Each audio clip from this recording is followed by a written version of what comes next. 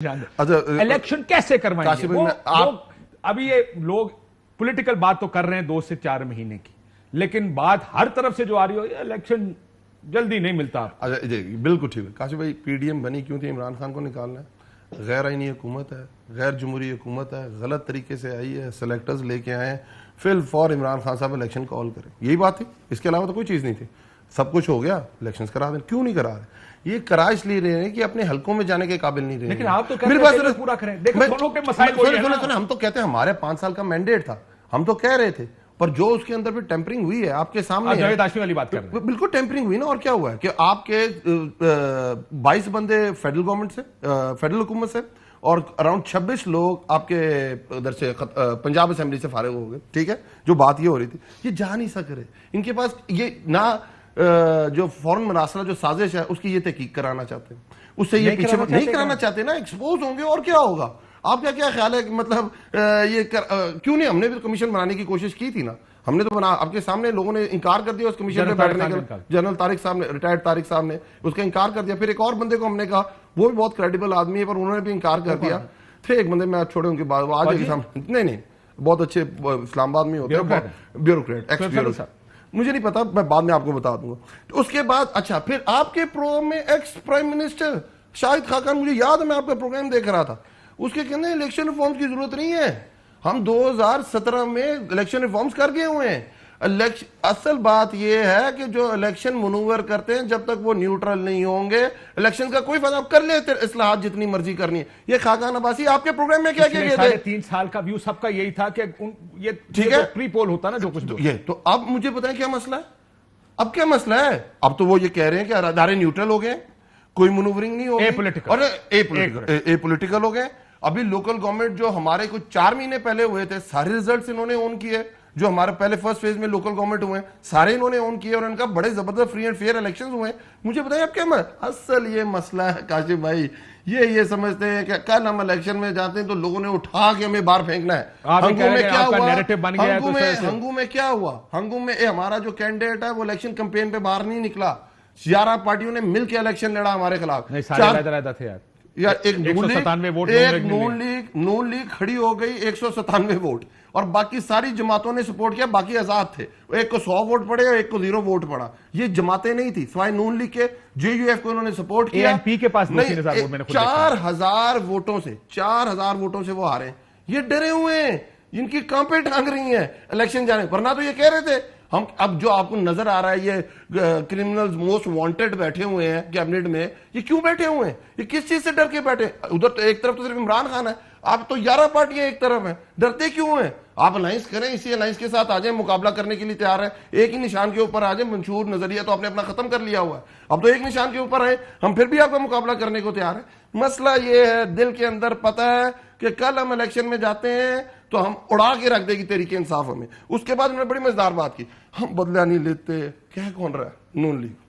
गुल्लू भट्टों की जमात ये कह रही है कि हम बदले नहीं लेते, इनकी छोड़ दें। मुझे बताए तारड़ साहब ने जो अभी रिसेंटली प्रेस कॉन्फ्रेंस की है, क्या वो क्या कह रहे हैं अपनी प्रेस कॉन्फ्रेंस में कि अगर मैरियट वाला वाकया दोबारा हुआ, किसी ने हमारे मेंबर को लोटा कहा, तो उसके साथ वही होगा जो बुजुर्ग शहरी के साथ मैरियट के अंदर हुआ है। आपके लॉ मिनिस्टर ने जो किया, मुक्के मारे हैं उसको, बुजुर्ग शहरी को।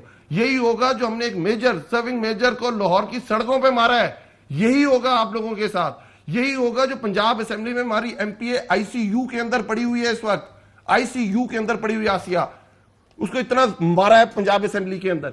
यही होगा। ये किस मुंह से? ये इज्जतदारी की जुबान काटने वाले हैं ना, ये हम तो नहीं है। और कहते हैं हम ये काम नहीं करेंगे। और ड्रग्स की बात ठीक, उन्होंने कहा मसला ही खत्म कर देंगे।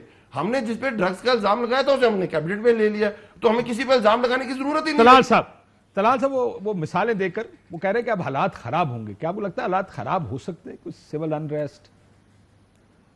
काशिफ साहब, ये जब इंसान हुकूमत से निकलता है ना, तो उसको यही लगता है कि ये मालिया के पहाड़ रोएंगे, ये यहाँ पर काली आंधी चलेगी, यहाँ पर लाल बादल छा जाएंगे, ये खत्म हो जाएगी हर चीज, लेकिन होता कुछ भी नहीं है। ये होता कुछ भी नहीं है। ये अली अवान साहब ने इतना ही मेरे अंगू अखबार 5 साल पढ़ पढ़ आज गई आज गई आज गई, ये नहीं जानी। ये जरा तसल्ली रखें, ये जरा तशफ़ी रखें। मेरा अली अवान मेरा भाई कह रहा है इलेक्शन में हम जाने को तैयार है। मेरा ख्याल है ये 3.5 साल मुल्क से बाहर से आया, इसको नहीं पता कि आटे की लाइनें कहाँ लगती रही हैं, चीनी की कहाँ लगती रही हैं, घी कितने का है, ये गैस और क्या कहते हैं तेल कितने का इन्होंने करके बुजदार मैंने लगाया था। अब मुझे ये बताएं कौन ये बुजदार को साथ खड़े करके कहेंगे कि इसके वास्ते अल्लाह का मुझे हमें वोट दो। कमाल करते हैं। अपनी कारकर्दगी सबर करें ना अली वान साहब, सबर करें। देखिए इलेक्शन में ही जाना है, कोई और हल नहीं। मैंने सिर्फ एक बात कही है, इलेक्शन कमीशन को सिर्फ थोड़ा मुनासिब टाइम, वो जो 3-4 महीने कहते हैं, और आप भी शामिल हो। हम आपको बाहर नहीं निकालना चाहते, ऐसा नहीं कि आप इतराज उठाएं, बल्कि आप भी शामिल हो। एक ऐसा इलेक्शन कमीशन और ऐसी इलेक्शन रिफॉर्म सबका इत्तेफाक हो, उसके बाद इलेक्शन होना चाहिए। मैं आपको ऑफर करता हूं, आपको आना चाहिए असेंबली के अंदर इस काम के लिए। इलेक्शन रिफॉर्म्स और उसके बाद इलेक्शंस। कायरा साहब मेरे साथ मौजूद है, मैं कायरा साहब का व्यू ले लूं। कायरा साहब अस्सलाम वालेकुम। कायरा साहब आजकल मुशीर हैं शहबाज शरीफ साहब के। कायरा साहब अस्सलाम वालेकुम। वालेकुम अस्सलाम। सर कैसा, वैसे कायरा साहब मेरे क्योंकि भाई भी हैं दोस्त भी हैं तो मैं पूछ सकता हूं उनसे, पूछ लूं कायरा साहब कि कैसा महसूस हो रहा है शहबाज शरीफ साहब का मुशीर बन के? सर अच्छा महसूस हो रहा है, मुल्क की खिदमत करने के लिए अगर आप एक काज के लिए इकट्ठे हुए हैं तो ठीक, अच्छा लग रहा है। सर ये बताएं कायरा साहब, बिलावल साहब लंदन गए हैं, जो साफी पीडीएम के करीब हैं वो बड़ी तनकीद कर रहे हैं इस वक्त पीपल्स पार्टी पर कि वो गए हैं सदारत मांगने, गवर्नर पंजाब मांगने और चेयरमैन सेनेट मांगने, और वो उनमें से कई 2 चीजें ले आएंगे। ये असल बिलावल साहब का हलफ इस वजह से नहीं हुआ, ये बात दुरुस्त है? काशिफ देखिए ना, ख्यालात के घोड़े हैं, दौड़ाए जा रहे हैं सारे। अगर बिलावल साहब के अपने दिल, मैं आपको हल्फन कह रहा हूं कि अभी तक उनके जो सारी डिस्कशन है वो हमारे साथ हुई, कुछ डिस्कशन है कुछ नहीं है। लेकिन सवाल यह है कि अगर आप इस मामले को जरा रैशनली देख लें, पहले तो जो चेयरमैन सेनेट देख लीजिए, उसके 2 इशूज हैं। एक तो यह है कि कौमी असेंबली में यहाँ शहबाज शरीफ साहब मेजॉरिटी पार्टी के सरबराह थे, उनको प्राइम मिनिस्टर बनना चाहिए था, वो बन गए। ठीक है।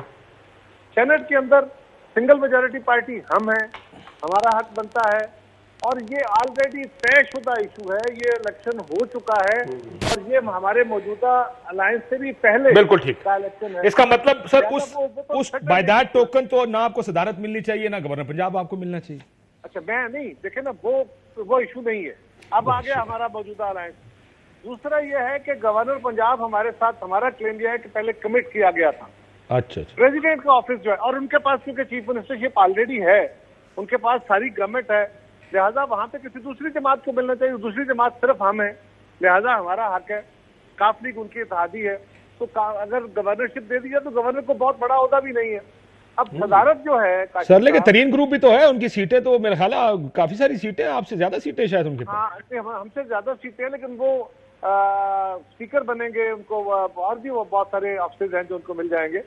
लेकिन सवाल यह है काशिफ साहब कि सदर को तो पहले हटाना है, तो फिर नया सदर बनना है ना। ठीक है। सदर हटाने के लिए आपको 288 वोट चाहिए। ठीक है। इस वक्त हमारे पास वो है नहीं, वो हटेंगे तो उसके बाद फिर देखा जाएगा कि कौन कैंडिडेट बनेगा, फिर बैठ के फैसला कर लेंगे इसमें कौन सा तातुल है, कौन सा कल सीट खाली। ठीक हो गया, वो प्रेसिडेंट मसला नहीं, गवर्नर आपको मिलना चाहिए और चेयरमैन सेनेट के आपके पास नंबर्स पूरे हैं। मुझे क्विकली बताइएगा, ये जो इलेक्शंस की बात हो रही है, पार्टी का व्यू क्या है, कितने अरसे तक ये निजाम चलना चाहिए?